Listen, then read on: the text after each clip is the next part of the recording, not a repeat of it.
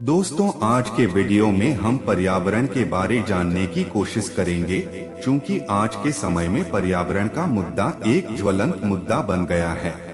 हमें हर समय कहीं ना कहीं यह मुद्दा सुनने को मिलता रहता है, इसलिए यह जरूरी हो जाता है कि हमें इसके बारे में जानकारी होनी चाहिए। इससे पहले एक अपील है, चैनल को सब्सक्राइब कर ले। इस तरह के नॉलेजेबल वीडियो मैं डेली लाता रहता हूँ। वीडियो में आगे बढ़ते हैं। सामान्यतः पर्यावरण को मनुष्य के संदर्भ में परिभाषित किया जाता है और मनुष्य को एक अलग इकाई और उसके चारों ओर व्याप्त यह समस्त चीजों को उसका पर्यावरण घोषित कर दिया जाता है। किंतु यहाँ यह भी ध्यातव्य है कि अभी भी इस धरती पर बहुत सी मानव सभ्यताएं हैं जो अपने को पर्यावरण से अलग नहीं मानती और उनकी नजर में समस्त प्रकृति एक ही इकाई है, जिसका मनुष्य भी एक हिस्सा है। वस्तुतः मनुष्य को पर्यावरण से अलग मानने वाले वे हैं जो तकनीकी रूप से विकसित हैं और विज्ञान और तकनीक के व्यापक प्रयोग से अपनी प्राकृतिक दशाओं में काफी बदलाव लाने में समर्थ हैं। पर्यावरणीय समस्याएं जैसे प्रदूषण, जलवायु परिवर्तन इत्यादि मनुष्य को अपनी जीवन शैली के बारे में पुनर्विचार के लिए प्रेरित कर रही हैं और अब पर्यावरण संरक्षण और पर्यावरण प्रबंधन की चर्चा है। मनुष्य वैज्ञानिक और तकनीकी रूप से अपने द्वारा किए गए परिवर्तनों से नुकसान को कितना कम करने में सक्षम है। आर्थिक और राजनैतिक हितों की टकराव में पर्यावरण पर कितना ध्यान दिया जा रहा है और मनुष्यता अपने पर्यावरण के प्रति कितनी जागरूक है, यह आज के ज्वलंत प्रश्न हैं। आज पर्यावरण एक जरूरी सवाल ही नहीं बल्कि ज्वलंत मुद्दा बना हुआ है, लेकिन आज लोगों में इसे लेकर जागरूकता है। ग्रामीण समाज को छोड़ दें तो भी महानगरीय जीवन में इसके प्रति खास उत्सुकता नहीं पाई जाती। परिणाम स्वरूप पर्यावरण सुरक्षा महज एक सरकारी एजेंडा ही बनकर रह गया है, जबकि यह पूरे समाज से बहुत ही घनिष्ठ संबंध रखने वाला सवाल है। जब तक इसके प्रति लोगों में एक स्वाभाविक लगाव पैदा नहीं होता, पर्यावरण संरक्षण एक दूर का सपना ही बना रहेगा। शिक्षा के माध्यम से पर्यावरण का ज्ञान शिक्षा मानव जीवन के बहुमुखी विकास का एक प्रबल साधन है। इसका मुख्य उद्देश्य व्यक्ति के अंदर शारीरिक, मानसिक, सामाजिक, सांस्कृतिक तथा आध्यात्मिक बुद्धि एवं परिपक्वता लाना है। शिक्षा के उद्देश्यों की पूर्ति हेतु प्राकृतिक वातावरण का ज्ञान अति आवश्यक है।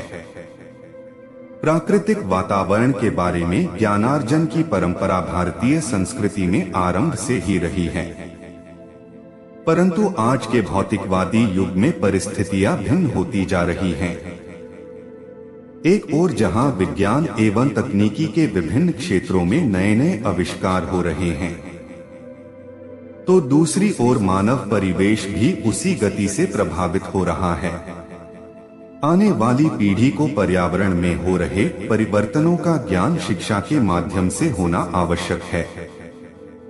पर्यावरण तथा शिक्षा के अंतर संबंधों का ज्ञान हासिल करके कोई भी व्यक्ति इस दिशा में अनेक महत्वपूर्ण कार्य कर सकता है। पर्यावरण का विज्ञान से गहरा संबंध है, किंतु उसकी शिक्षा में किसी प्रकार की वैज्ञानिक पेचीदगियां नहीं है।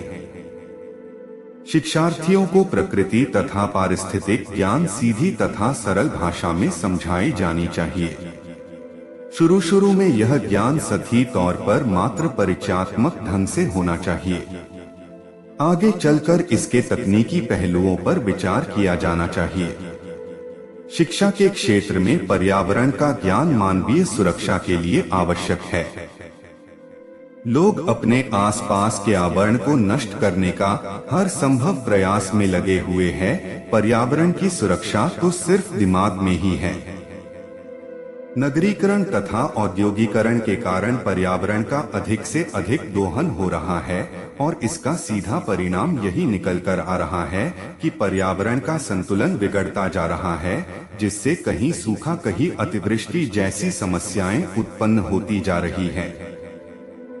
जो जमीन कल तक उपजाऊ थी, आज देखा जाए तो उसमें अच्छी फसल नहीं होती और ऐसा प्रतीत होता है कि आने वाले समय में यह बंजर हो जाएगी।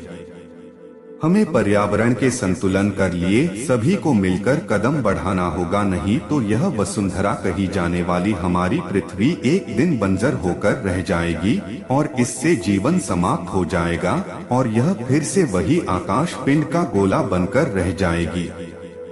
हमारे जीवन में हमने बहुत सारे परिवर्तन देखे हैं। जलवायु परिवर्तन उन्हीं में से एक है। जलवायु परिवर्तन के कारण ही पृथ्वी पर मौसम परिवर्तन होता है। मौसम से हमें बहुत लाभ होता है। मौसम के बिना कोई फसल नहीं उगाई जा सकती एवं न ही मनुष्य जीवन को एक मौसम में गुजार सकता है। समस्त जीवधारी को मौसम की जरूरत होती है। जलवायु परिवर्तन से हमें लाभ भी है तो नुकसान भी है।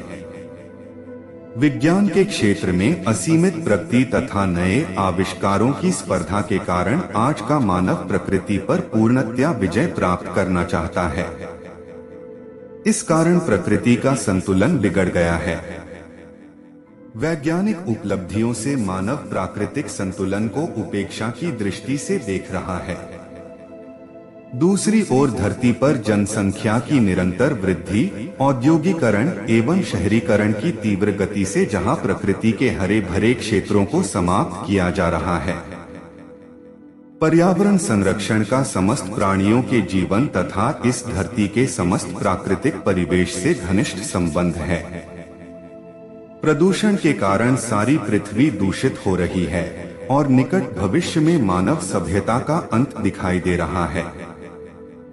इस स्थिति को ध्यान में रखकर सन 1992 में ब्राजील में विश्व के 174 देशों का पृथ्वी सम्मेलन आयोजित किया गया। इसके पश्चात सन 2002 में जोहान्सबर्ग में पृथ्वी सम्मेलन आयोजित कर विश्व के सभी देशों को पर्यावरण संरक्षण पर ध्यान देने के लिए अनेक उपाय सुझाए गए। वस्तुतः पर्यावरण के संरक्षण से ही धरती पर जीवन का संरक्षण हो सकता है, अन्यथा मंगल ग्रह आदि ग्रहों की तरह धरती का जीवन चक्र भी समाप्त हो जाएगा।